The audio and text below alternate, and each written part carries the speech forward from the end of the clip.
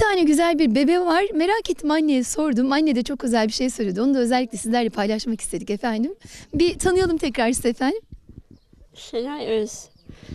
Şenay Hanımcığım, iki bebek var. Evet. Bunlar için dediniz ki 10 yıl sonra oldu. Aradık ama Rabbim de bize verdi dediniz. Evet, çok şükür. Nasıl oldu bunlar? Bunlar işte biz çok tedavi gördük. Olmadı. Eşimin umudu kesilmişti. Ben de dedim bizim dedim paramız olsa ne yapacağız biz bundan 10 yıl sonra dedim. Bir daha deneyelim dedim.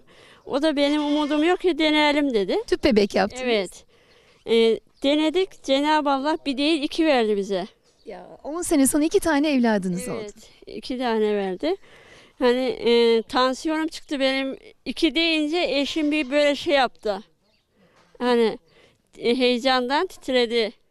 Hani çok mutluyuz. Allah'ım ağız tadınızı bozmasın, sağlık sıhhat Her versin. isteyene versin Cenab-ı Değil Allah. mi? Evet. Allah böyle analı babalı sağlıcaklı büyüsün evlatlarınızı inşallah. Birinin ismi Nurullah, birinin ismi de Deniz.